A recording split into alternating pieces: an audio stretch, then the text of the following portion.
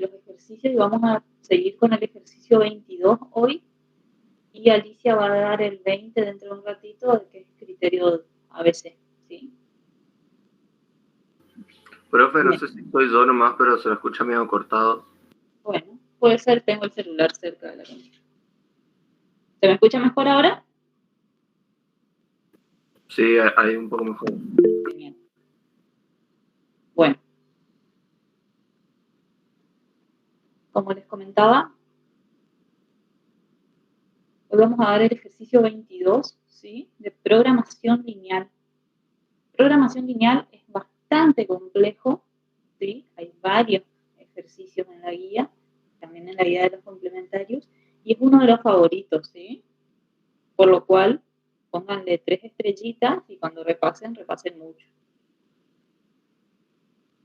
Porque además es difícil de comprenderlo.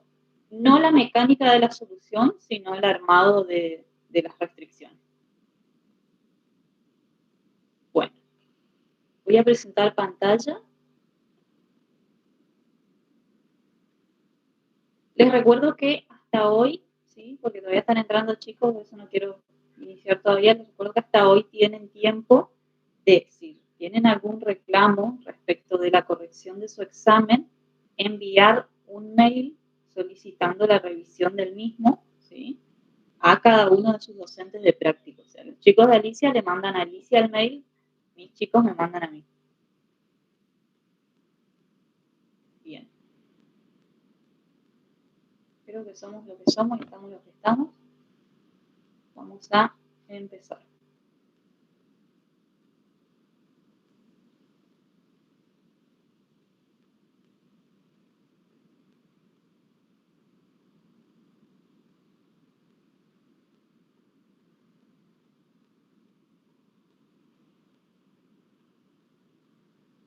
Cualquier cosa,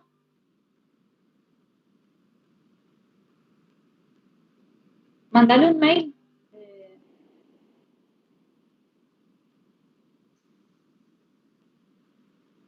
Mandale un mail a la casilla de ella se va a conectar en un ratito y va a pasar, ella me dijo que les iba a pasar su mail de nuevo, por si no lo tienen, y que cualquier consulta se la hagan por esa vía, ¿sí? Entonces ya de paso queda sentado que ustedes hicieron el reclamo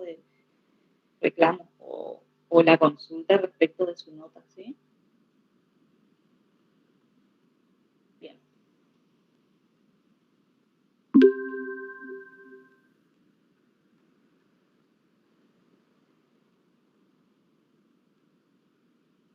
Ahora sí empezamos. Bien, el ejercicio 22. Ese objetivo toma decisiones aplicando la técnica de programación lineal. ¿Sí? En el caso de programación lineal, nosotros vamos a tener en una primera instancia, ¿sí? Una función objetivo y un conjunto de restricciones que vamos a ir armando en función del planteo que tenemos. La función objetivo, por lo general, es de maximización de beneficios o minimización de costos, ¿sí? Y una vez que tenemos, como primera instancia, lo que vamos a hacer es determinar cuál es nuestra función objetivo, o sea, qué es lo que nosotros queremos lograr. Una vez que tenemos determinada la función objetivo, lo que vamos a decir es, bueno, ¿con qué cuento para lograr o no, o lograr de la mejor manera posible, acercarme lo mejor posible a la función objetivo para lograr determinado objetivo, valga la redundancia, ¿no? Entonces, nosotros vamos a tener que en una primera instancia determinar cuál es la función objetivo, ¿sí? Como segunda instancia vamos a determinar cuáles son el conjunto de restricciones a la que está sujeta esa función objetivo y después vamos a hacer un gráfico, ¿sí? Donde nosotros vamos a plasmar las restricciones y vamos a analizar el comportamiento de cada una de las restricciones para determinar un área de factibilidad. ¿Sí? Y una vez determinada el área de factibilidad, vamos a volver o vamos a retomar la función objetivo y vamos a ver dentro de ese área factible cuál es el punto o cuál es la combinación óptima de recursos que a mí me permite maximizar la función o minimizar los costos. dependiendo si se trate de ganancia o de minimización de costos en la función objetivo. Entonces, siempre se van a resolver de la misma manera, ¿sí? Por lo cual, uno se tiene que armar el esquema de solución y la dificultad radica o se encuentra en identificar cuáles son las restricciones y cómo se comportan estas restricciones. Entonces, el ejercicio 22 es bastante complejo, ¿sí? Por lo cual, si no lo entienden o no lo entienden en su totalidad, no se preocupen porque nosotros vamos a seguir trabajando con ejercicios de este tema, ¿sí? Vamos a ver unos cuantos. De igual manera, cualquier cosa consulten. Bueno, yendo al ejercicio en particular, dice, una persona dispone de 690.000 pesos provenientes de sus ahorros. Para que la inflación no merme el poder adquisitivo, desea invertir dichos ahorros a un plazo de 6 meses, para lo cual decide ir a una consultora. La consultora le sugiere invertir en acciones, por lo que después de analizar las empresas que cotizan en bolsa, pudo recabar la siguiente información. El precio de compra de las acciones EG es de 9.20, ¿sí? Y teniendo en cuenta el tipo de producto que comercializa, se espera vender las mismas a 1.040. La otra empresa que llamó la atención de la consultora fue SH. Atento que el precio de la acción es de 500 y se sabe que hay una función o habrá una fusión con otra empresa, se avisora un incremento de 195 en el valor de la acción. Por una cuestión de riesgo y ganancia, la consultora sugiere que la cantidad de acciones de EG, ¿sí?, debe ser al menos igual al 20% del total. Y las acciones SH no debe ser menor al 40% del total.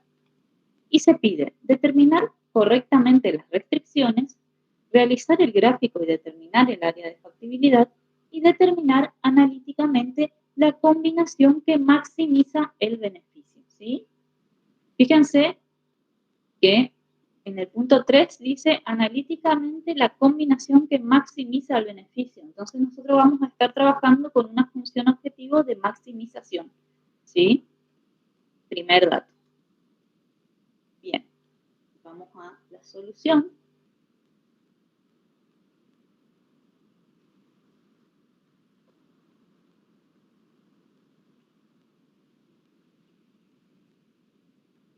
Y tenemos los datos de nuevo. Disponibilidad de efectivo, 690.000, ¿sí?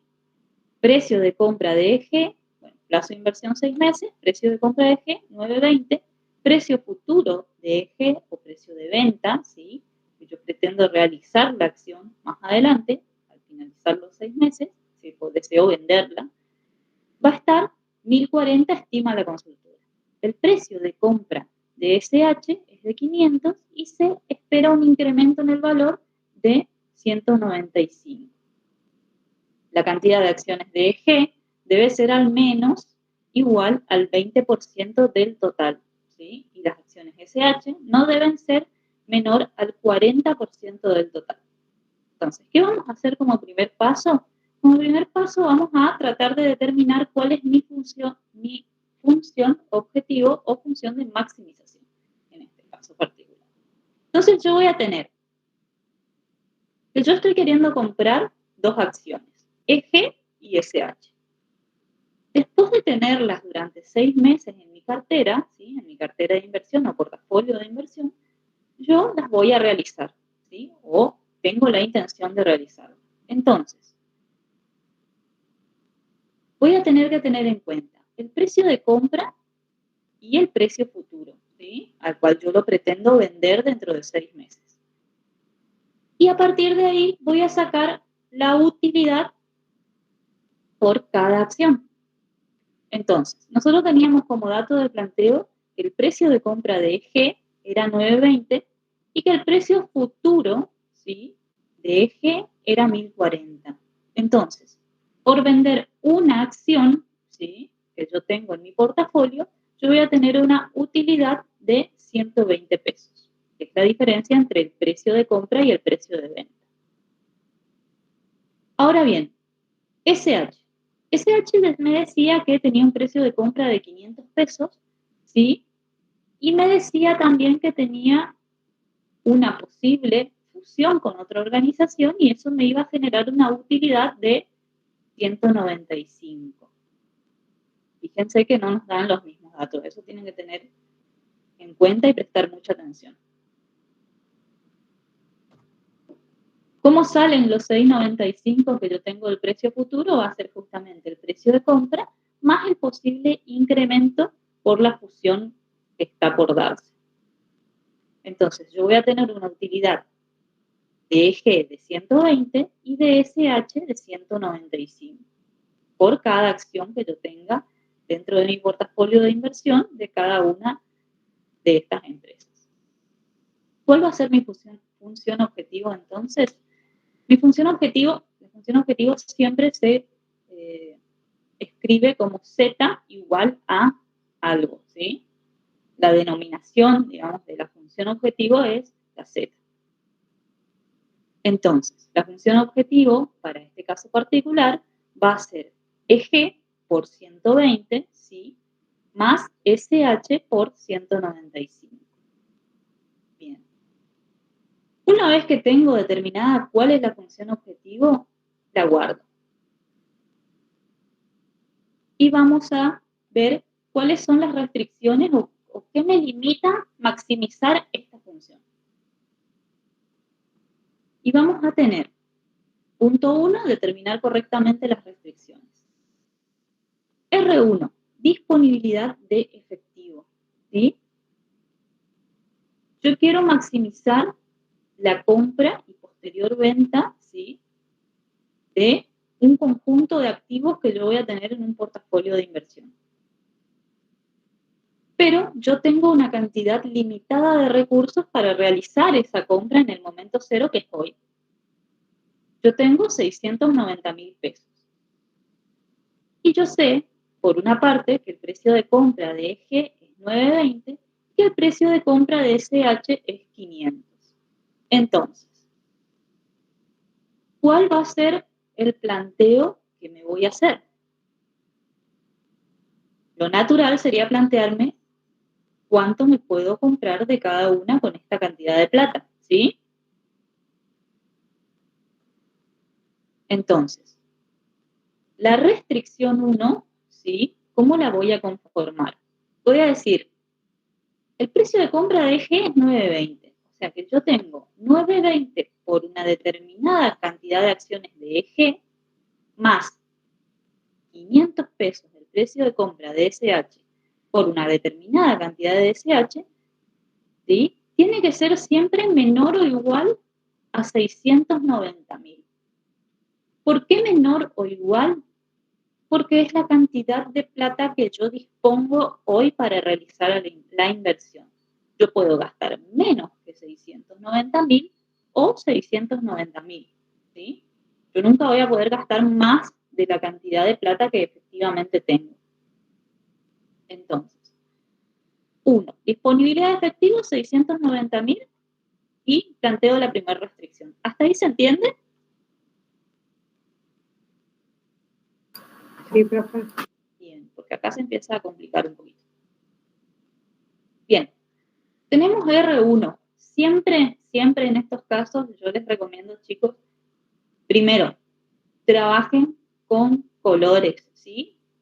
Parece sonso y de chicos, pero cuando uno va a graficar, si no identifica las rectas con colores, se complejiza más el momento de hacer el análisis de para qué lado se mueve mi recta. Ustedes son libres de hacer todo en azul o negro, no hay problema, pero una cuestión de practicidad para ustedes y que a simple vista puedan identificar, trabajen con colores. Es la forma más amigable de aprender este tema. Por eso yo voy marcando distintos colores. R1 va a estar marcado en azul siempre, que va a ser mi primera restricción. Otro dato de color, este tema en particular trabaja únicamente con el cuadrante positivo, ¿sí? de los ejes cartesianos. Si yo hago un dibujo de ejes cartesianos, siempre las rectas que voy a graficar van a tener valores positivos. Yo no me puedo ir a los cuadrantes negativos, ¿sí? Si a ustedes les sale que es negativo es porque hay algo que está mal.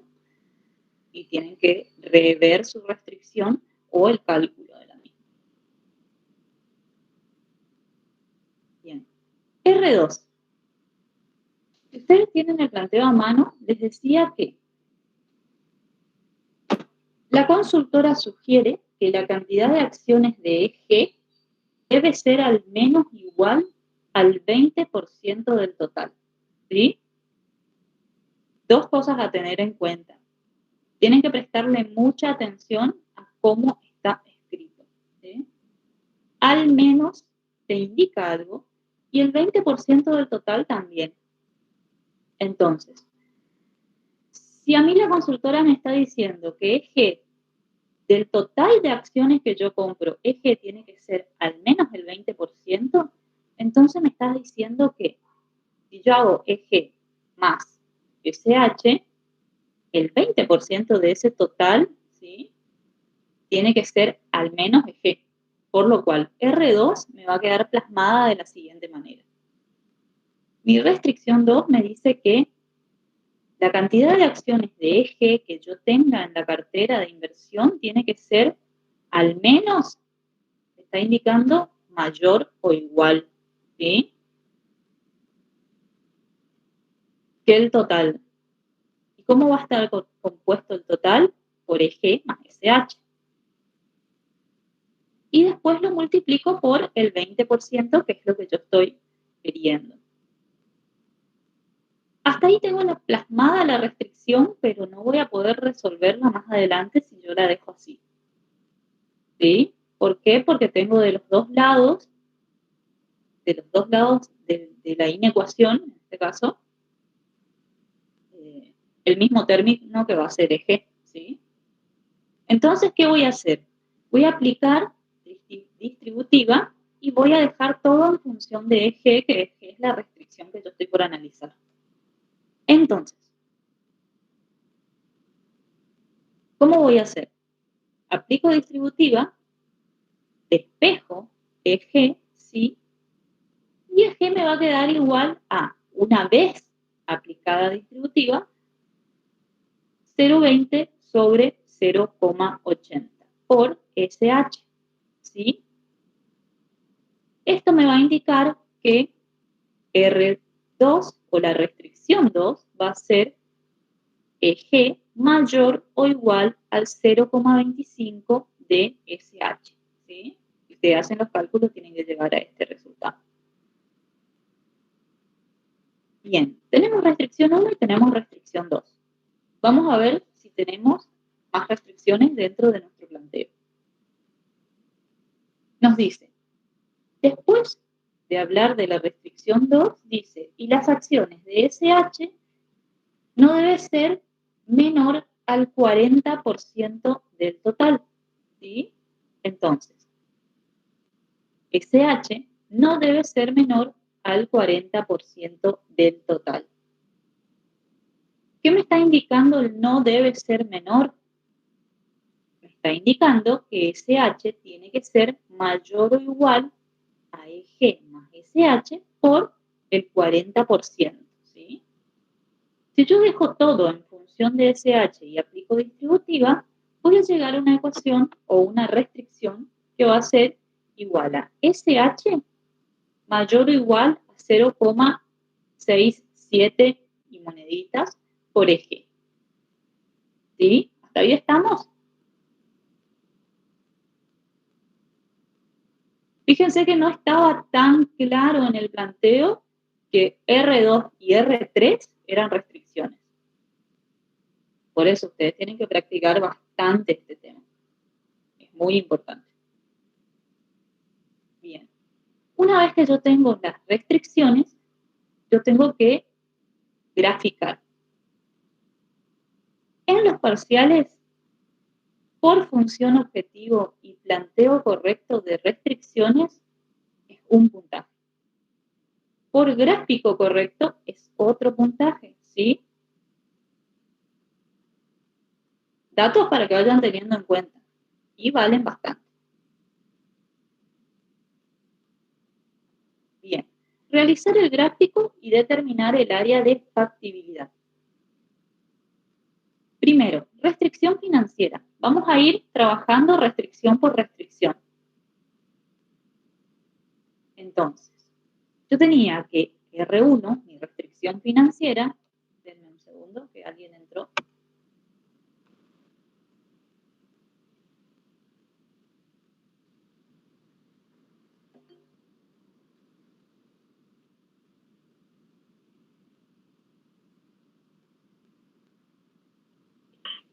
Bueno, como les decía, planteadas las restricciones, armadas las restricciones, nosotros tenemos que proceder a tratar de graficar. ¿Y cómo vamos a ir sacando los valores necesarios para realizar el gráfico? Nosotros sabemos que para graficar una recta necesitamos 2 puntos en un plano, ¿sí? Entonces, si mi restricción financiera es 920 por eje más 500 por SH, y todo esto tiene que ser menor o igual a 690, ¿cómo voy a ir haciendo el análisis? Voy a ir. Si eje fuera 0, si yo no comprara nada de eje y comprara todo de SH, ¿cuánto compraría? ¿Sí? Bien. Si yo no compro nada de eje y compro el total de SH, hago 690.000 sobre 500. ¿Por qué hago 690.000 sobre 500? Porque si eje vale 0, yo el primer término de mi ecuación lo anulo, ¿sí? 920 por 0, 0. Y esto me va a dar 1.380. Si yo compro 0 de eje, puedo comprar 1.380 acciones de SH.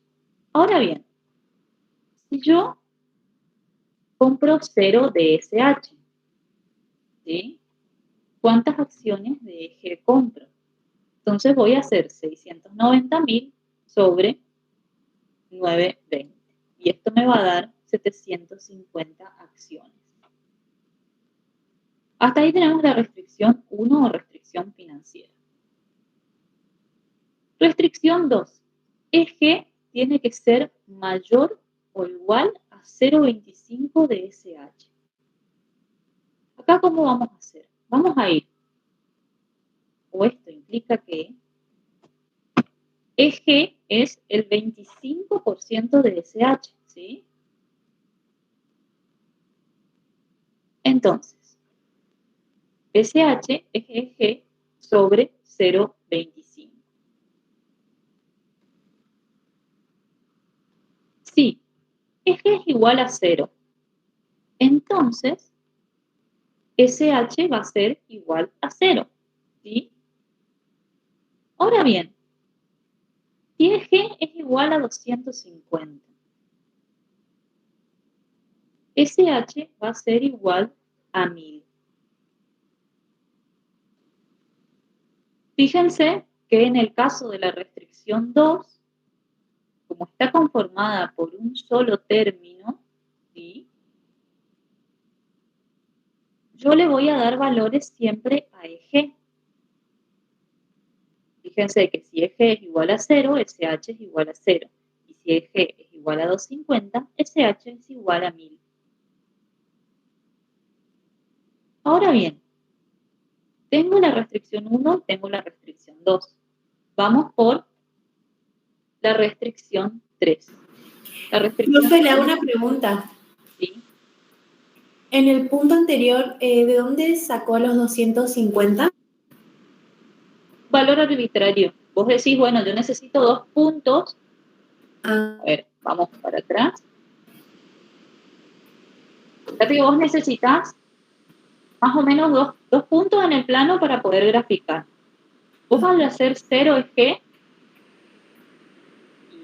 te va a dar SH0. Si vos lo plasmás eso en el eje cartesiano, vas a estar en la unión de Y y X, ¿no es cierto? Entonces, vos decís, bueno, si yo tomo otro valor, ¿cuánto sería SH? Pueden ir probando, ¿sí? No hace falta que sea 250, si ustedes prueban con 100, con 200, con 300, les va a dar el otro punto en la recta y van a poder graficar igual. Yo puse 250 por elegir un número. Claro. Si les da muy alto con el primer valor que ustedes eligen y su gráfico es más pequeño, tomen un valor más chico y vuelvan a calcular. Para que no le quede tan... Porque después el problema después por ahí es meter todas las restricciones en un mismo gráfico si tienen valores muy disímiles entre sí. La escala por ahí se enloquece. Bien. R3. R3 nosotros habíamos dicho que SH es mayor o igual a 0,667 de G. Entonces, SH es el 0,667 de G. EG va a ser SH sobre 0,667. Bien. Ahora, si SH es 0, EG va a ser 0. ¿Qué me está indicando esto? Que yo parto en el origen de los ejes del eje cartesiano. Si SH es 500, también es un número al azar, sí, ustedes pueden elegir otro. EG va a ser igual a 750. ¿Sí? Si yo voy acomodando todos los datos que recabé hasta ahora, voy a tener un cuadrito como este. ¿Sí? Restricción 1, restricción 2 y restricción 3. SH y EG y los valores que toman en cada caso en particular. Ahora bien, yo tengo todos los valores recabados para poder graficar y voy a la siguiente filmina, ¿sí? Copio de nuevo los valores, voy a crear un gráfico como este. Fíjense, cuando vamos a analizar la restricción 1, cuando eje está en 0, eje está en la columna I, me voy hasta el 0, SH está en 1380, ¿sí? Sería más o menos acá, en este punto, cerca de los 1400. Con 0 y 1380 tengo un punto en mi recta, y ahora voy y digo, si eje es 750, SH es 0, ¿sí? Estamos mirando este primer cuadro. SH está en el eje horizontal, voy hasta 0 y me paro en 750 en eje.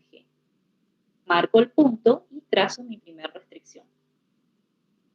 ¿Sí? Vamos a hacer lo mismo para R2 y R3. En el caso de R2, fíjense que si eje es 0, SH es 0. Me está diciendo que parte desde el origen. Y que si eje es 250, ¿sí? Más o menos por acá, a esta altura, se ve muy bien porque no lo marqué, pero más o menos va a ser por acá, SH va a estar en 1000, ¿sí? Pongo 1250 y trazo la recta. Ahora bien, R3, 0 y 0, parte del origen, y después me dice cuando R3 eje está en 350, disculpen, en 750, SH está en 500, y va a ser este punto que tengo acá arriba. Grafico las tres restricciones, ¿sí? Acá pueden hacer dos cosas. Ir graficando e ir analizando el comportamiento de la restricción, lo más recomendable, o graficar la cantidad de restricciones que ustedes tengan y después ir analizando restricción por restricción cuál es el comportamiento que tienen. Porque acuérdense que ustedes tienen que determinar un área factible. O sea, ustedes me tienen que decir, si yo trabajo con este área, el primer triángulo, si yo trabajo con este área, el segundo triángulo, yo trabajo con este, el tercero, o si yo trabajo de la línea recta azul para la derecha. ¿Cómo sé cuál es el área factible, voy a pasar a analizar si las restricciones son mayores e iguales a o menores e iguales a otra cosa. ¿Sí? Recomendable, grafiquen la restricción, marquen hacia dónde va. ¿Sí? Por eso le digo, es importante que utilicen colores para que sepan ubicarse en lo que están haciendo. Porque este tiene 3 restricciones, pero suelen haber ejercicios que tienen 5 restricciones, 4 restricciones, y ahí se empieza a complejizar cuando el comportamiento de la recta, ¿sí? Empieza a solaparse con los de las otras. Entonces, si ustedes rayan todo, van a terminar con una cosa toda rayada que no van a entender cuál de todas las rayas que hicieron es la que determina el área factible. Cuesta agarrarle la mano, pero una vez que le agarran la mano, todos los ejercicios que se le presenten van a ser sencillos, ¿sí? Porque la mecánica es la misma siempre. Entonces, tengo el gráfico. Ahora bien, ¿cuáles son o cómo es el comportamiento de mis rectas que a mí me permite determinar el área factible? Y vamos a ir analizando la restricción 1, ¿sí? Representa el máximo a adquirir con estos recursos. ¿Ustedes para dónde creen que se va a comportar la recta? ¿Se mueve hacia la derecha, ¿sí? ¿O se mueve hacia la izquierda? ¿Se mueve en dirección al centro del eje cartesiano o se mueve hacia afuera? Acuérdense que nosotros tenemos una cantidad limitada de plata, ¿sí? Y que nosotros habíamos calculado qué pasaba si yo compraba todo de SH y qué pasaba si yo compraba todo de eje, ¿sí? Yo gastaba toda mi plata en una acción o yo gastaba toda mi plata en otra.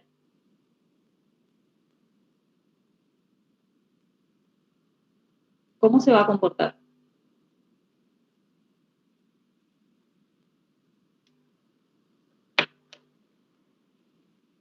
Bueno, no importa. ¿Cómo se va a comportar? Se va a comportar siempre hacia abajo. ¿Por qué se va a comportar hacia abajo? Porque yo tengo una restricción de cantidad de recursos. Y yo no voy a poder gastar más plata que el límite marcado por mi restricción financiera, ¿sí? Yo como mucho voy a poder gastar hasta la línea azul, independientemente de la combinación de acciones que yo haga, ¿sí? Si yo compro 600 de EG, voy a poder comprar más o menos 250, 270 de SH, ¿sí? Eso me va indicando. Siempre que yo tenga una restricción de carácter financiero, es decir, que yo tenga determinada plata para gastar, no voy a poder gastar más que eso. Entonces la restricción financiera, si me está diciendo que yo tengo eso nomás de recursos y tengo que comprar determinada combinación de productos, me va a estar diciendo que hasta ahí no me puedo gastar. Más que eso no, menos que eso sí. Por lo cual el comportamiento de la recta va a ser hacia abajo, ¿sí? Entonces, fíjense, analicen ahora. El cuadrante de acá arriba, ¿sí? Entre la línea azul y la línea amarilla. ¿Es una zona factible?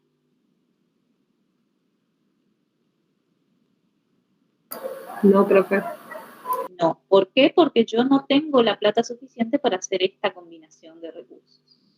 Fíjense que la primera restricción financiera ya les está diciendo que de la línea azul para arriba no se puede, ¿sí? Descartamos de la línea azul para arriba el área factible.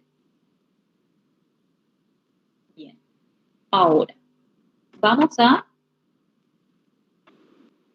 ver cómo analizamos en el caso de R2 y R3. Y la forma más sencilla de hacer esto es dándole valores, ¿sí?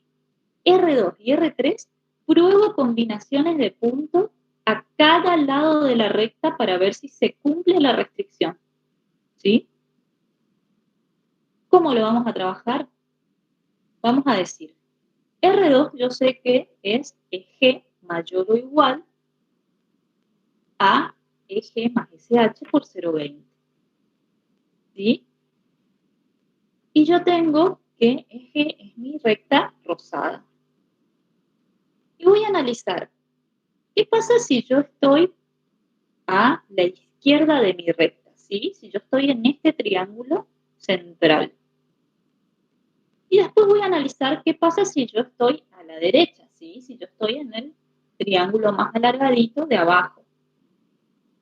¿Se cumple o no se cumple la restricción que yo armé hace un rato?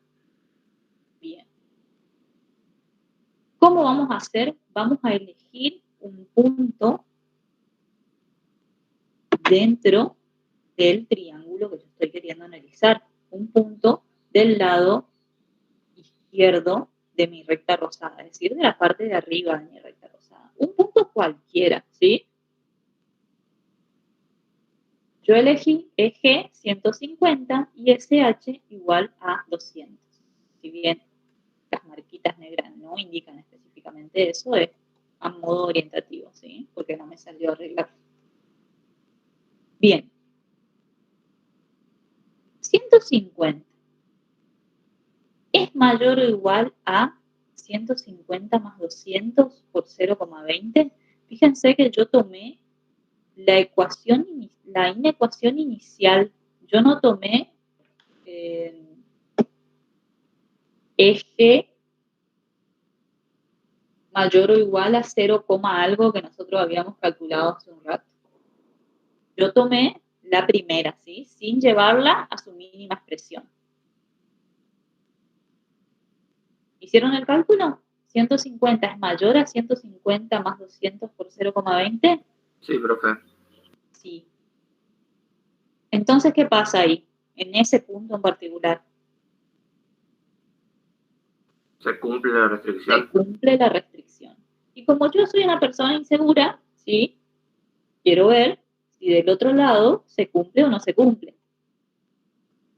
Ahora, si G es 100 y SH es 1000, valores arbitrarios, chicos. Yo elegí un punto del otro lado. ¿Qué va a ser esta combinación? ¿Se cumplirá o no se cumplirá? 100 es mayor o igual a 100 más 1000 por 0,20. No, profe. No. Muy bien. ¿Qué me indica? ¿Qué me indican todos los cálculos que yo hice? Me van a indicar el comportamiento de la recta, ¿sí? ¿Y la recta para qué lado se mueve? ¿Se mueve para arriba o se mueve para abajo? Hacia arriba. Hacia arriba, ¿sí? Ahora, yo sé que la recta azul se mueve para abajo, ¿sí? Y que la recta rosada se mueve para arriba. El cuadrante acá de abajo, el triángulo largo, ¿es área factible? No. No. ¿Por qué? Porque si bien se cumple la restricción financiera, no se cumple la restricción 2. ¿Sí? Y voy a ir demarcando así el área en el que se cumplan todas las restricciones. ¿Sí? ¿Qué me queda por analizar? Me queda por analizar para qué lado se comporta la recta o la restricción 3. ¿Sí? Hasta ahora tenemos como posibles áreas factibles el triángulo central y el triángulo de la izquierda, así que está sobre el eje de eje. Bien, voy a hacer el mismo análisis con R3, ¿por qué? Porque la restricción se plantea de la misma forma. Bien, R3 me dice que SH es mayor o igual a eje más SH por 0,40. Ahora bien, si eje es 200 y SH es 250, ¿qué sería ese punto aproximadamente? 250 es mayor o igual a 200 más 250 por 0,4 es mayor o igual, entonces la restricción en ese punto se cumple. Ahora bien, en el otro punto, si es G es 600, por ejemplo, y SH es 100, ¿se cumple o no se cumple? No se cumple. ¿Y dónde estamos parados? En este extremo del grafo. Entonces, la restricción 3, ¿para dónde se mueve? ¿Se mueve para arriba o se mueve para abajo? Se mueve para abajo, ¿sí? Bien, tengo el comportamiento de las 3 restricciones y ahora vamos a juntar todos los comportamientos. Yo sé Cristina, que la... Sí. Hay una pregunta. Uno de los chicos está por preguntar. Martín, hace la consulta, Martín.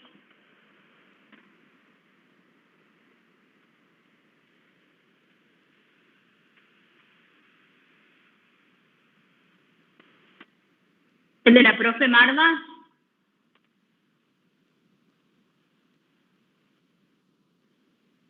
Dice Cristina que se escucha muy cortado. Ah, bueno. Denme un segundito.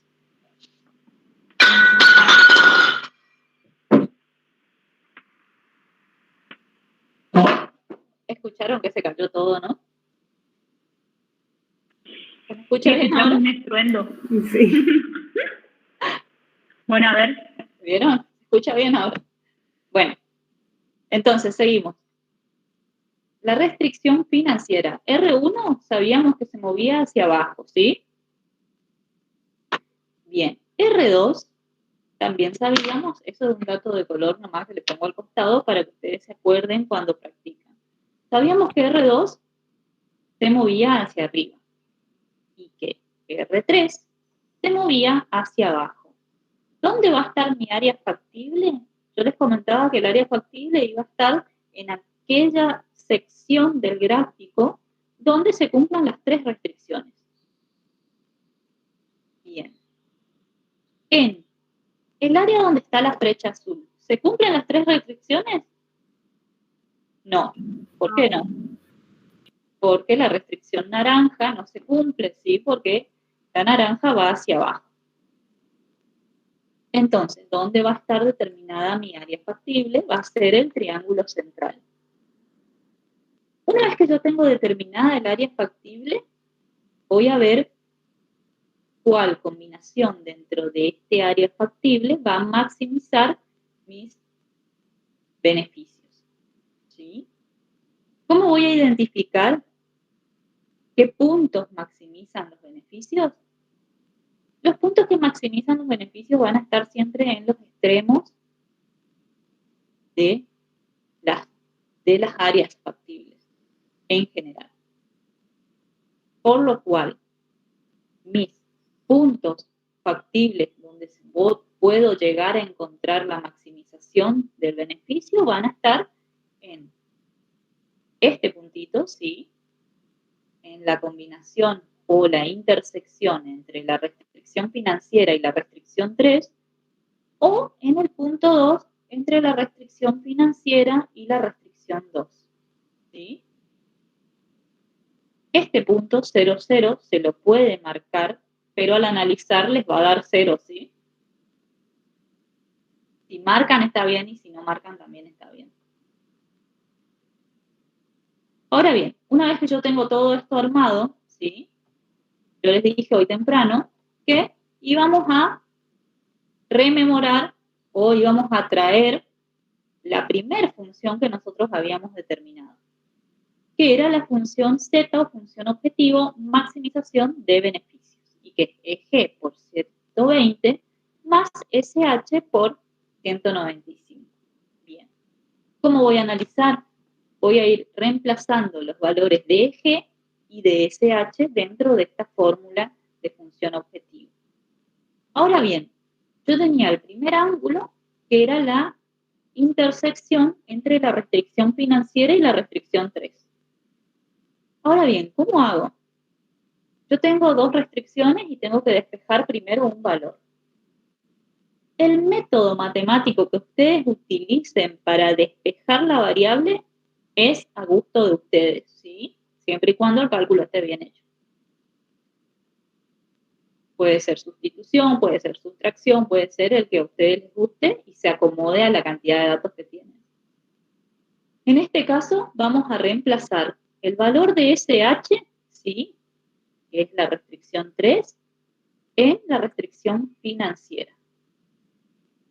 Y me va a quedar EG igual a 920 más. Disculpen, me va a quedar EG por 920 más EG por 0,667 por 500 menor o igual a 69.000. ¿Sí? Voy a despejar y voy a hallar EG. Y EG me va a quedar igual a 530,53. ¿Sí? Una vez que tengo despejada una de las variables, tomo la restricción, en este caso la restricción financiera, y reemplazo el valor que encontré, ¿sí?, o que despejé en un primer momento, en la ecuación y hallo el valor de SH. Y me va a quedar 920 por el valor EG que yo encontré, 550,53, más 500 por SH menor o igual a 690.000. Y SH va a ser igual a 367,02. Una vez que yo hice todo el despeje y hallé el valor. Ahora yo tengo los dos valores, de EG y de SH, que yo necesito en el ángulo 1, ¿sí? Entonces voy a ir a reemplazar a la función objetivo. Y la función objetivo me va a quedar 550,53 por 120 más 367,02 por 195. Y esto me va a dar Z igual a 137.632,73. Ahí yo tengo el valor del primer ángulo, pero me falta el del segundo ángulo. Puede ser que la combinación que yo obtenga en el segundo ángulo sea más beneficiosa. Entonces me corresponde analizar el otro ángulo. Usen 2 decimales después de la coma y no van a tener problemas, ¿sí? Acá está utilizado como el Excel para que dé exacto nada más, que es lo que ustedes tienen plasmado en la solución. Pero a fines de parciales usen 2 decimales después de la coma y unificamos criterio y los resultados que arrojen con eso, si están bien calculados, son aceptables. Bien. Ahora, vamos a tener el ángulo 2, restricción financiera y restricción 2, ¿sí? Yo acostumbro siempre a poner ángulo 2 y copiar las restricciones abajo, ¿sí?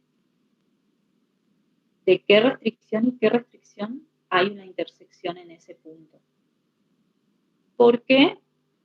Porque así no me pierdo cuando la soluciono.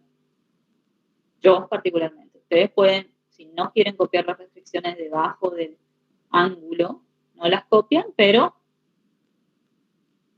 es más una guía. A mí me sirve. Entonces, la restricción 1 y 2 van a estar en el ángulo 2. ¿Cómo voy a hacer? Voy a volver a reemplazar el valor de EG, en este caso, ¿sí?, porque la R2 estaba en función de EG, y voy a hallar el valor de SH. Entonces, una vez que yo reemplacé EG en la restricción 1, despejando a mí me va a quedar un SH igual a 945,20. Una vez que tengo los 945,20 de SH, voy a reemplazar el valor de EG en la restricción financiera. Y voy a despejar EG. Y EG me va a dar 236,30. Tengo el valor de EG y tengo el valor de SH. Y voy a reemplazar en la función objetivo. La función objetivo me va a quedar 236,30 por 120, ¿sí?, más 945,20 por 195. Y esto me va a dar una función objetivo de 212.671,23. Bien. ¿Cuál es la combinación óptima? ¿Qué estábamos buscando? Maximizar el beneficio. ¿Qué ángulo me maximiza el beneficio? El ángulo 2. ¿Por qué? Porque la función objetivo es mayor. ¿Cuál es la respuesta correcta y la que ustedes tienen que hacer? ¿Sí? Porque en estos ejercicios generalmente cuando se habla de criterios de corrección, dice, si el alumno no redacta la respuesta, se le descuenta muchos puntos, ¿sí? Por lo generalmente del 100%. Entonces, la respuesta es selecciono el ángulo 2 porque puedo comprar EG por 263,30 y SH por 9,45 y maximizo la función de utilidad. ¿Sí? ¿Cómo va a estar redactada entonces la respuesta? Selecciono tal ángulo porque esta combinación de recursos maximiza o minimiza mi función objetivo. ¿Se entendió? Chicos, espero que algo se haya entendido.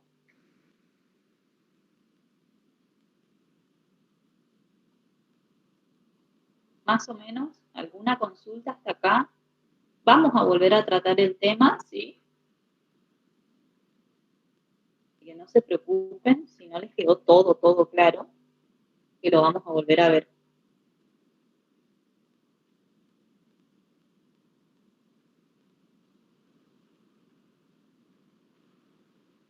Si no tienen consultas, Alicia, nos vas a explicar el tema de inventario ABC, ¿sí? Ejercicio 20.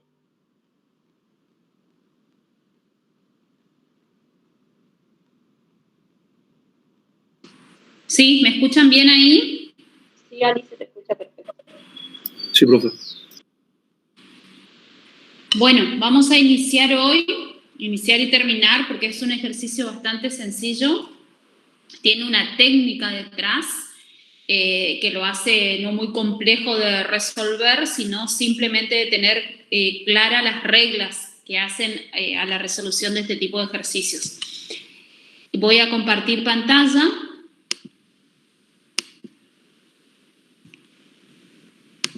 Y si me escuchan bien y ahora ven bien, voy a empezar con el desarrollo del ejercicio.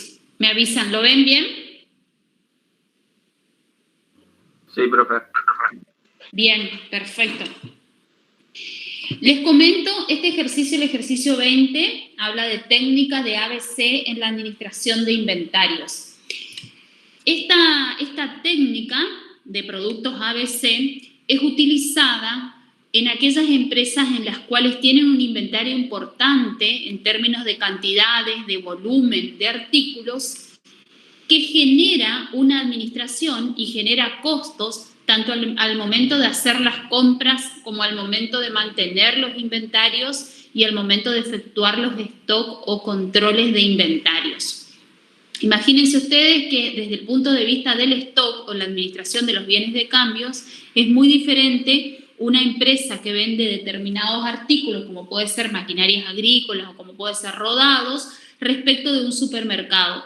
Para explicarles en estos términos a ustedes las antítesis de lo que son administrar bienes con determinado valor significativo, como es una concesionaria que tiene en su stock vehículos, y administrar una determinada cantidad de artículos como es en un supermercado o en un rubro alimentario donde existen muchos artículos y algunos de escaso valor.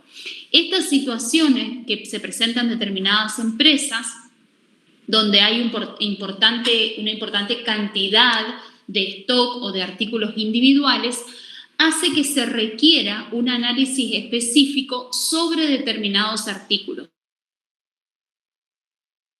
El inventario, clasificar el inventario en artículos de clase A, clase B y clase C para destinar recursos y esfuerzos principalmente a los de clase A, en menor cuantía a los de clase B y en menor aún destino de recursos para los de clase C. Aquellos artículos de clase A son los que tienen un alto porcentaje en pesos, es decir, en realidad representan un alto porcentaje en pesos respecto del total. Sin embargo, representan un porcentaje bajo en términos del total de los artículos o de cantidad de artículos. Así, de igual manera, la tipificación de los clase B son medios en pesos y medios en total de artículos, y los de clase C son aquellos artículos que tienen un porcentaje de participación muy bajo en pesos, es decir, artículos de muy bajo valor, y que en realidad representan un alto porcentaje en términos de artículos porque son básicamente muchos artículos de poco valor, en contraposición a los artículos de clase A, que son pocos artículos y de mucho valor. Cuando una empresa trabaja con esta sectorización, permite asignar mejor sus recursos. El área de compras, que tendrá tendrá recursos destinados ya sea como sistemas o personas que realizan las compras, la clasificación de estos artículos le va a permitir asignar más recursos a los de clase A que a los de clase B, por la significación que tienen. Cuando pensamos también en los costos asociados al mantenimiento de los inventarios, imagínense la estructura física, las estructuras de seguridad física, así como los seguros que tiene que tener una empresa por sus bienes estoqueados, de igual manera destinará mayores recursos, mayores cuidados, mayores costos, mayores erogaciones para el cuidado y resguardo de los artículos de clase A que los artículos de clase C. Y por último, en el control de calidad y también al momento de hacer un inventario, al momento de hacer un recuento, esta sectorización, esta estratificación en distintas clases permite también que se destine más tiempo y costos al hacer un inventario focalizado en los artículos de clase A y en menor tiempo y costo en los artículos de clase C. Pensemos que es mucho más importante, mucho más relevante destinar un grupo de personas que haga un recuento de los artículos que tienen alto valor que destinar tiempos y costos y grupos de personas para recontar muchos artículos pero de muy bajo valor. En consecuencia, esta técnica de ABC justamente lo que permite es, a partir del análisis de cómo está compuesto el stock, el inventario, en términos de cantidades y de valor unitario de cada uno de los artículos, lo que permite la técnica justamente es clasificar y a partir de esta clasificación accionar en la administración. Ustedes tienen el ejercicio 20, que lo que nos solicita el ejercicio es determinar cómo queda compuesto el inventario sectorizado en artículos A, B y C. Yo acá armé en este slide, que luego se los voy a compartir, una serie de pasos para que en forma secuencial se vaya cumplimentando el archivo que ustedes tienen, el Excel. Ustedes tienen como parte de la solución un Excel donde están todos los resultados expuestos. Ahora bien, para poder llegar a esos resultados hay que seguir una lógica en el armado, un proceso, el cual está determinado en estos pasos que identifiqué. El primer paso es determinar la evaluación, cantidad por costo. Leo todos los pasos, sin embargo, después se los voy a explicar, pero leo para que puedan entender qué es lo que está escrito aquí. El segundo paso es ordenar de mayor a menor por valor, es decir, en función de lo determinado en el punto 1, hago un ordenamiento de mayor a menor, tomando en consideración los valores, es decir, cantidad por costo. El tercer paso es determinar la participación en pesos respecto del total. Una vez que tengo identificado cuánto representa cada artículo o cada ítem, eso nos permite efectuar un porcentaje de participación de ese ítem o de ese artículo respecto del total. Esta participación en forma acumulativa hace o determina el corte que debe efectuarse en cada uno de los artículos identificados como clase A, B y C, con un criterio determinado. Ahora se los explico. El quinto paso es, una vez determinados los artículos A, B y C, identificar o determinar la participación relativa de cada ítem en costos y luego determinar la participación relativa de cada ítem en cantidades. En ambos casos, unitaria y acumulada por clase. Ahora sí, les muestro lo que ustedes tienen identificado en el ejercicio como las dos primeras columnas. El ejercicio 20 plantea lo siguiente. Hay una empresa que tiene 30 artículos, fíjense que el número de ítems vamos desde el 1 hasta el 30, acá está dividido porque no me lo permitía el slide hacerlo en una sola pantalla, pero en realidad es el cuadro que tienen allí particionado en dos.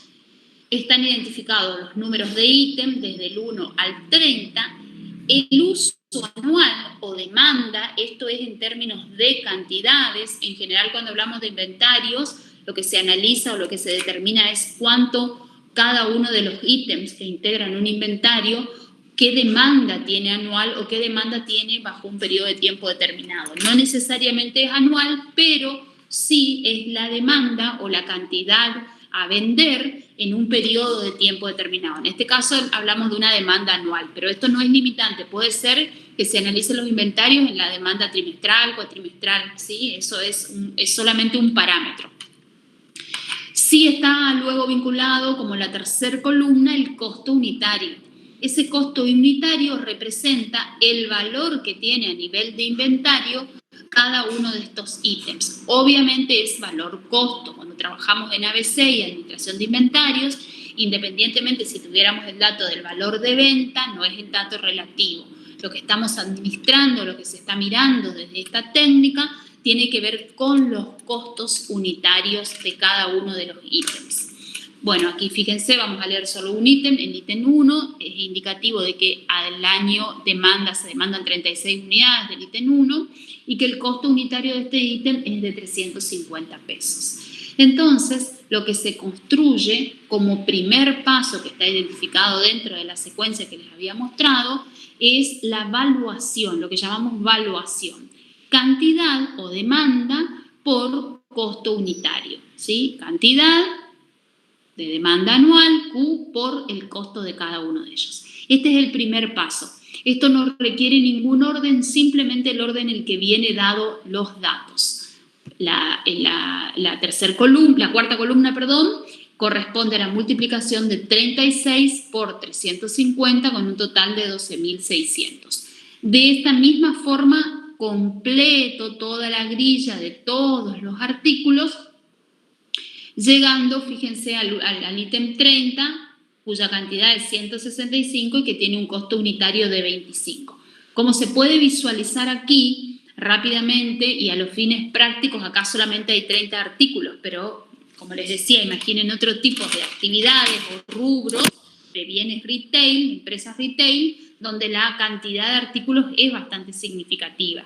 En este caso, en esta exposición de un inventario que tenemos de 30 artículos, fíjense que los valores de costo unitario varían desde 4 pesos hasta el que mayor valor tiene, que es el artículo de 4.750 pesos, que es el artículo 22, identificado con ítem 22. Obviamente, así planteado en esta empresa, es necesario trabajar con un inventario ABC porque los costos de administrar 710 artículos con un valor muy bajo de 4 tienen que ser mejor asignados, deben ser correctamente asignados para dar mayor relevancia a estos 12 artículos con un costo de 4.750.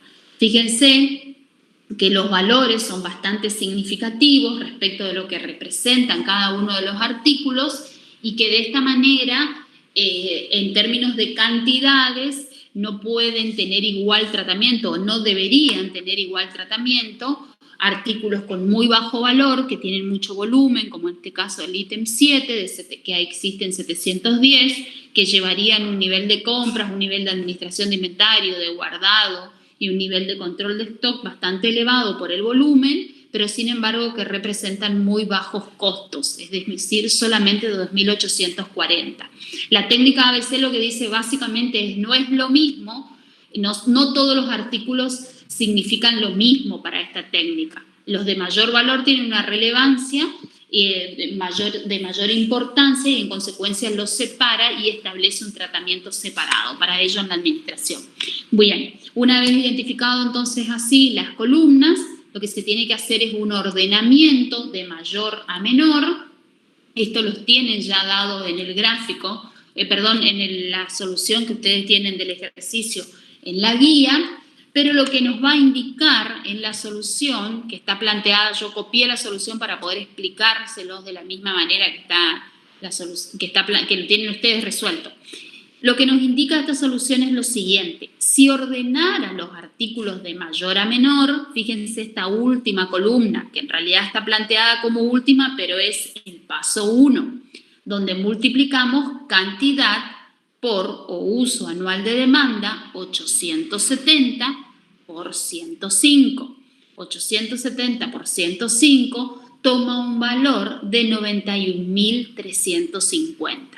De la misma manera, 30 por 2.710 toma un valor de 81.300. ¿Sí? Esta es la cantidad demandada respecto del costo unitario.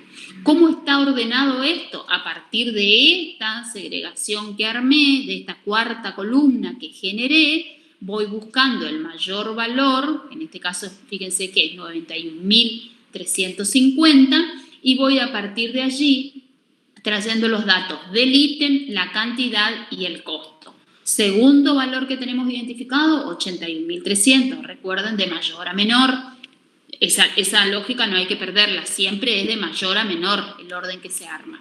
81.300 son 30 artículos por 2.710. Y de esa manera voy incorporando cada uno de estos ítems, el 25 primero, el 23 segundo, el 20 tercero, el 22, el 24. A medida que voy incorporando estos ítems en la planilla, lo que voy haciendo es determinar qué porcentaje representa esa línea, en realidad la primera columna que completo es esta, porcentaje de participación respecto del total. Estos porcentajes de participación y porcentajes acumulados se calculan en función del total de los valores, es decir, 15,97 porcentaje representa o es la representación de 91.350 sobre el total, ¿sí? ¿Dónde surge este total? Surge de sumar toda la columna evaluación. De esta manera logro ver que estos artículos, el ítem número 25, en términos de valores, es decir, de pesos que estoy administrando a través del stock, representan 15,97% del total. De igual manera, calculo el segundo ítem, la segunda línea que está dada por el ítem 23 en nuestro ejercicio, que sabíamos que estábamos ordenando de manera decreciente, con lo cual la segunda línea corresponde a 81.300 pesos, y esto representa, el 81.300, un 14,21% respecto del total. Ustedes, a ver si alguno tiene, para no salir de la presentación, ¿alguno tiene el valor total del inventario ahí a mano, en la solución?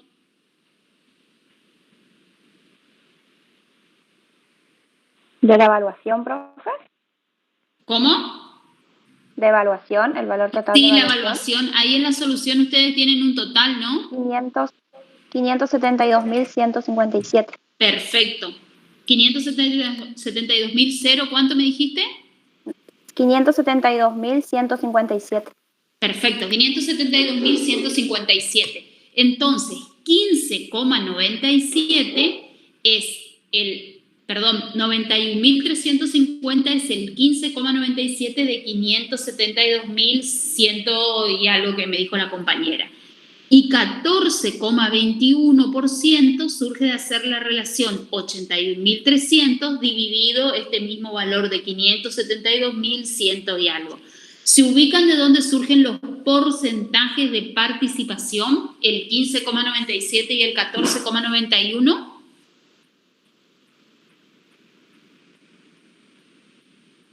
Sí, profe. Bien, perfecto. Entonces, reitero porque hace a la técnica y una vez que aprendan los pasos, esto no tiene ninguna complejidad. Primer paso, ordeno de mayor a menor, 91, 300, 81, 91, 350, 81, 350, 60, 800. Segundo paso, determino cuánto representa cada uno de estos respecto del total. 15,97, 14,21, 10,63. Tercer paso, identifico en forma acumulada 15,97, a este 15,97 adiciono 14,21 y llego a 30,19. A 10,63, luego adiciono al 30 y llego a 40,82. Siguiendo esta misma forma de cálculo que respecto del valor anterior voy adicionando, lo que obtengo es, o el valor buscado en realidad para hacer la separación de los artículos que conforman la clase A, es llegar a un valor cercano al 80%. En este caso es 75, podría incluir una línea más y me paso del 80, eso no hay un valor específico, no hay un valor fijo, sí debe rondar el 80% o el 70%, entre una banda entre el 70 y el 80%. ¿Qué representa 75,87? Como es la suma de los porcentajes acumulados, significa que los números de ítem 25, 23, 20, 22, o sea, este grupo de ítems, que son en total 8 ítems, representan el 75,87% del inventario en términos de costos. ¿Por qué? Porque verdaderamente si sumara 91.000 más 81.000 más cada uno de estos valores respecto de los 572.000, vería o podría identificar claramente que en estos 8 artículos está representado el 80 o el 75,87% en términos de valores del stock. ¿Se entiende este punto? ¿Qué significa 75,87? Es lo más importante que hay que comprender en este ejercicio. ¿Se entiende qué representa 75,87? ¿Podría repetir, por favor? ¿Cómo? Sí, ¿podría repetir, por favor? Sí, cómo no. Como este porcentaje está construido en forma acumulativa, si tomara el ítem 25, diría que el ítem 25, que tiene un valor de 91.350 pesos, representa el 15,97% del inventario, ¿sí? 91.000 respecto de 500.000. Ahora, ¿qué pasa si tomo el ítem 25 y el ítem 23? Ya tengo un valor de 91.350 más 81.300, esto significaría un total de 172.000 pesos, un poco más, que representa el 30,19 del inventario. Y así sucesivamente, a medida que voy sumando cada uno de los valores, si sumo toda esta columna, que no la tengo acá, pero de última, si no, mírenla en el Excel, ustedes y sumen toda esta columna, todos estos ítems. Si sumamos el valor de lo que representan estos 8 ítems dentro del inventario total, veríamos que solamente en estos 8 ítems está concentrado el 75,87% a nivel de costo. ¿Sí? Eso representa este porcentaje. Es como si miraran el valor de sumo todos los costos de estos 8 artículos y la realidad es que si estamos hablando de 500, ¿cuánto me habían dicho que era el total? ¿510.000? No. 572.157. 572.000, sí. 572.000 por el 0.7587, estoy haciendo un cálculo para hacerlo rápido. Si sumara 91 más 81 más 60 más 57 más 43 más 36, 34 y 29, daría 433.900 y algo. Esos 434.000 es el valor que tienen a nivel de costo estos 8 artículos. Por eso ese 473 representa el 80%. Y acá es donde verdaderamente comprendemos el sentido de la técnica ABC. Fíjense que de una lista total de 30 artículos, si solamente me focalizara en aquellos que tienen mayor valor, en 8 artículos estaría concentrado el 80%, el 75%. Ahora bien, además de este análisis, se hace el otro análisis, que corresponde a las columnas 2 y 3 en la solución que tienen ustedes. Y lo que identifican las columnas 2 y 3 son los valores no en términos de costos, o sea, no mirando evaluación. Vamos a mirar ahora solamente cantidades. Si miramos desde el punto de vista de las cantidades y con la misma lógica que se armó los otros, 870 dividido el total de cantidades de artículos va a dar una representación de 10,43%. De la misma manera, si sumo incluido el 23 y de esa manera voy sumando el 20 y así cada uno de los artículos, eso significa que al final estos 8 artículos en términos de cantidades representan un 13,19.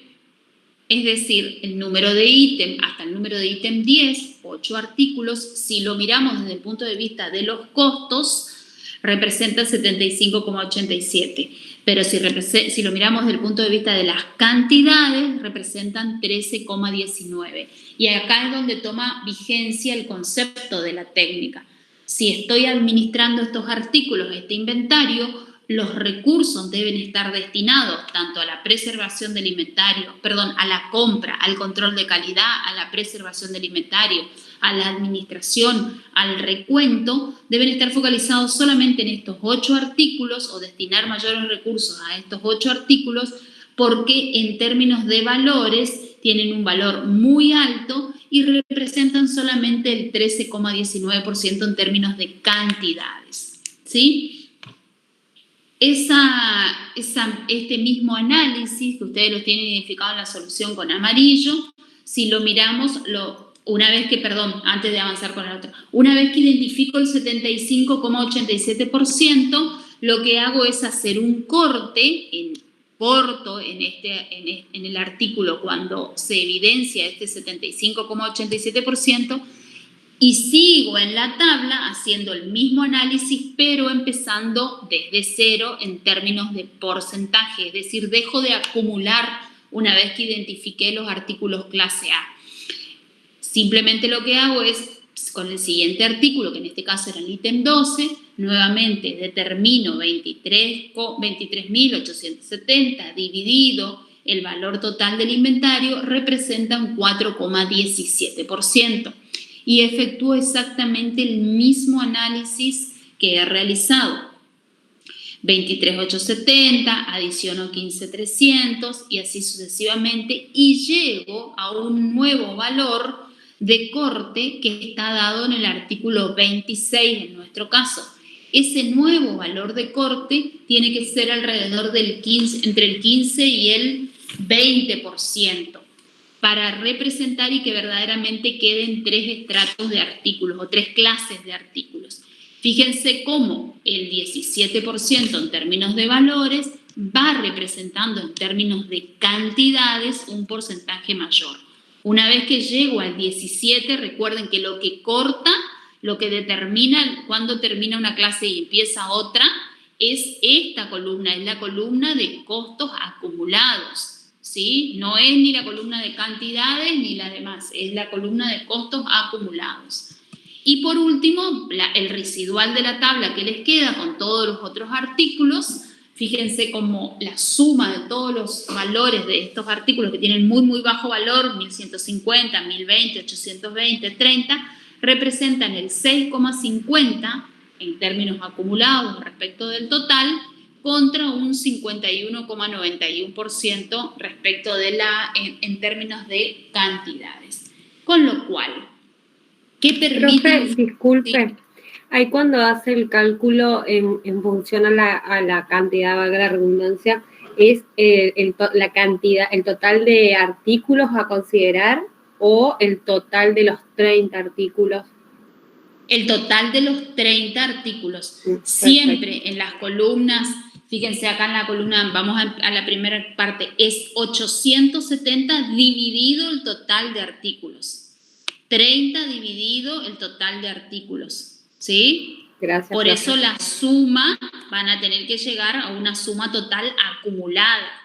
Es decir, el 13,19, que es el acumulado hasta ahí, más el 34,91, que es el acumulado siguiente, más el 51,91, les va a terminar dando el 100%. ¿Se entiende?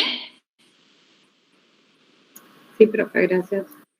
Bien, entonces, finalmente, este artículo que nos permite inferir son artículos de clase A, el 13,19% de partes y materiales que representan un 75,87% del valor total de inventario.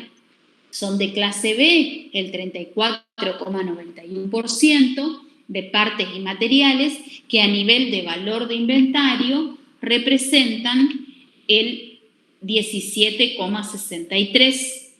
Y por último, los artículos clase C, que tienen una importante participación en términos de cantidades, porque son muchos, porque son varios, que representan el 51,91% respecto del total de inventarios en cantidades. Sin embargo, tienen solamente un valor que en términos de costos o de administración de recursos representan el 6,5%. ¿Sí? Este slide se los voy a compartir porque no lo tienen así en la solución. En la solución tienen el cuadro, ¿sí? Pero para armar ese cuadro, incluso el cuadro como está armado en la solución no tiene una secuencia lógica de las columnas. De hecho, está armado de atrás para adelante. Con lo cual les sugiero cuando vayan a practicar este tipo de ejercicios que miren este slide donde están los pasos y es así como se va construyendo. Obviamente el resultado final es como está en la solución, pero para poder resolverlo tienen que seguir esta lógica de multiplicación primero, cantidad por costo, de ordenamiento de mayor a menor, de porcentaje de participación en términos de valores y de porcentaje luego de participación en términos de cantidades. Eso es lo que les va a ir permitiendo estratificar, ¿sí? Le hago una consulta, profe. El 80% que usted dijo como límite máximo de la categoría, de la clase A, ¿de dónde obtuvo?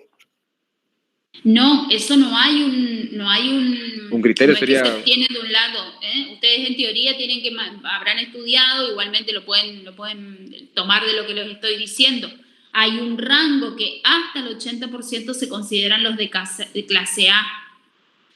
Si ustedes incorporan, en este caso cortamos en 75, podríamos incorporar perfectamente una línea más y no estaría mal, ¿sí? Porque son como bandas que se tienen que tener en cuenta. No hay un porcentaje, no necesariamente va a quedar en una línea el 80% justo, porque al ser valores no va a ser exacto.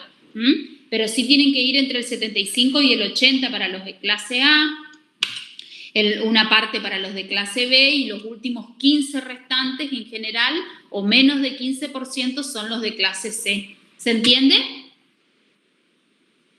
Sí, profe, gracias.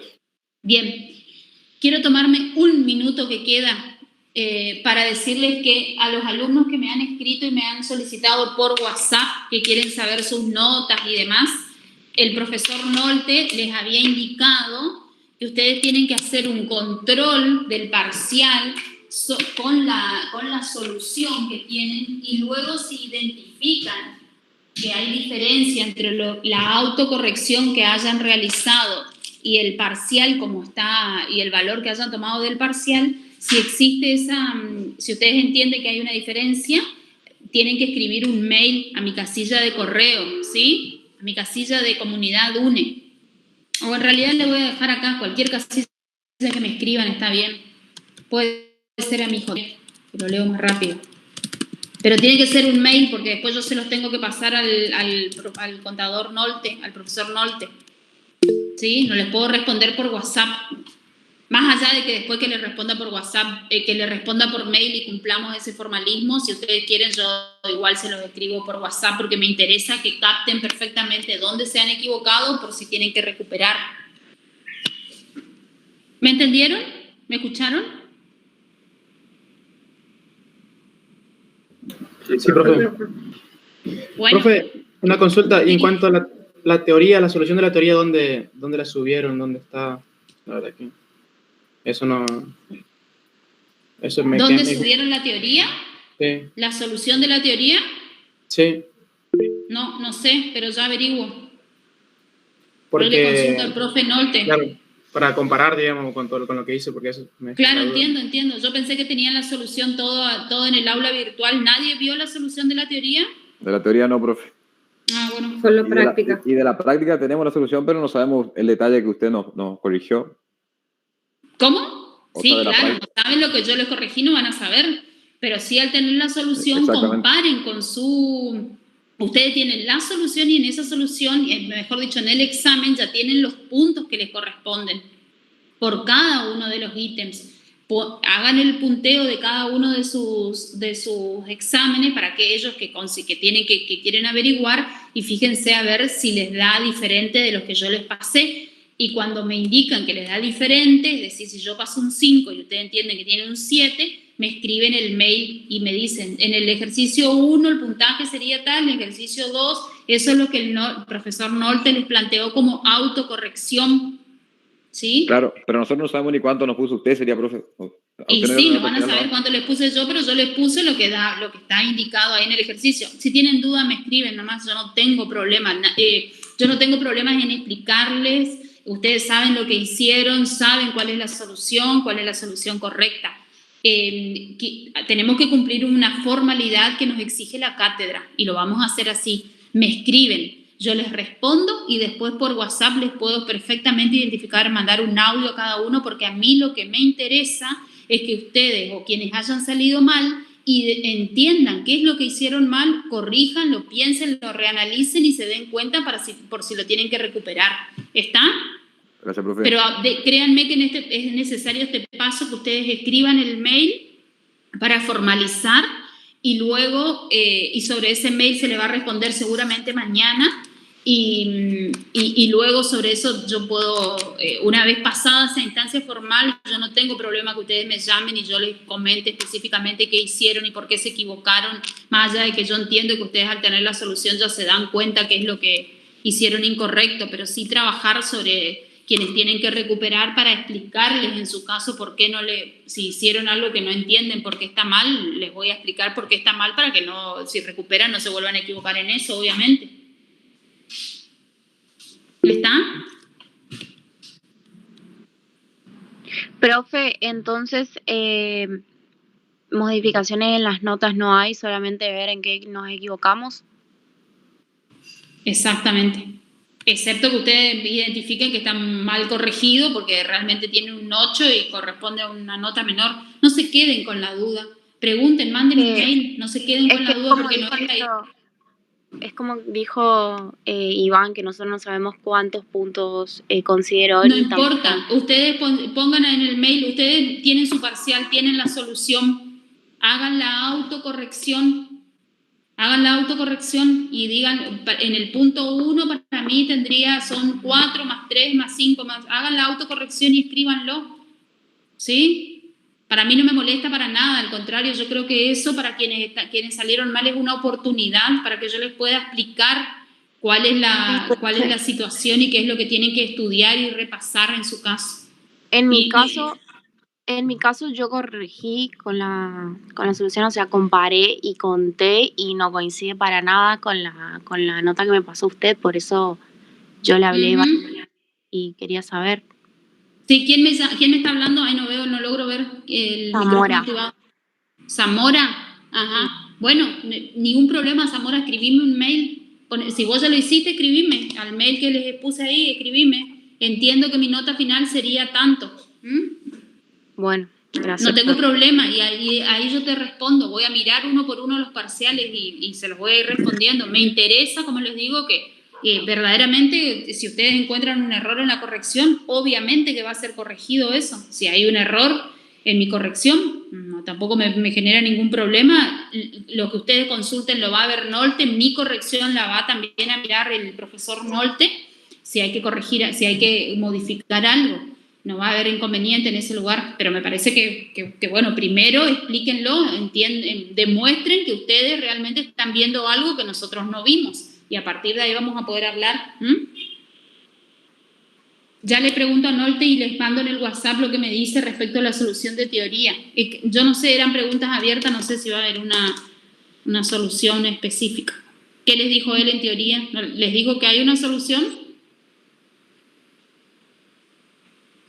No dijo nada, profe.